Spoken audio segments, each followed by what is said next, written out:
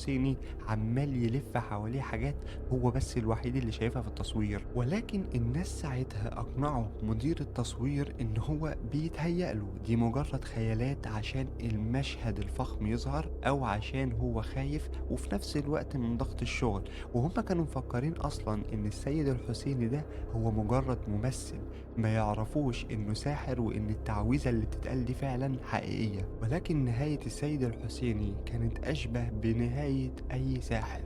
لأن في 2003 دخلوا عليه لقوه ميت في مكتبه، والغريب مش في إنه مات، الغريب في الطريقة اللي مات بيها. بيقول الضابط اللي دخل عليه لما اتبلغ إنه شاف الحسيني وهو في فزع وهو ميت، عينيه منفوخة ومبرقة كأنه شاف ملك الموت. الحسيني في حياته كان متعود أصلا على رؤية الجن وعلى رؤية ملوك الجن، فإيه اللي شافه الحسيني قبل ما يموت لدرجة إنه تخليه مفزوع ومرعوب كده حتى وهو ميت؟ عينيه كانت مبرقة وجسمه كله كان متخشب. ولكن خليني أقول لك بقى حاجة، إن مش دي أصلا كل التفاصيل في موته.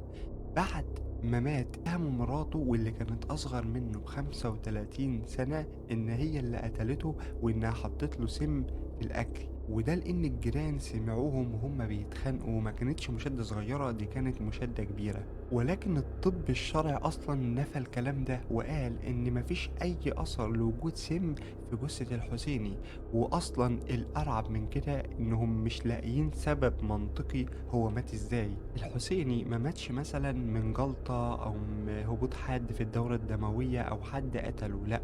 بعد طبعا ما الطب الشرعي قال كده كل التهم أسقطت عن مراته، بس غموض القصة لسه ما وصلش لنهايته، وده لأن بعدهم ما اقتحموا الشقة بتاعته اللي موجودة في فيصل لقيوا حاجات مرعبة، لقيوا صور كتيرة بتاعت نساء، لقيوا صور كتيرة بتاعت رجالة، ولقيوا كمان صور لعيبة كورة عليها طلاسم، ومحدش كان فاهم طبعا هي الصور دي معمولة مثلا لأن اللعيب مثلا يحصن نفسه ولا هو اللي معمول عليه الطلاسم دي بجد. خصوصا إن هم لقيوا في شقة الحسيني أجندة مليانة أرقام كتير للعيبة كورة ومشاهير وكمان خلايجة، والأغرب إن هما بيفتشوا لقيوا حاجة غريبة جدا بيثبت لك إن سحر الحسيني كان واصل لليفل عالي قوي مش ممكن تتخيله، لدرجة إنه كان ممكن يسحر الجن مش البني آدمين بس. لقيوا في شقة الحسيني ورقة مقفولة ومكتوب عليها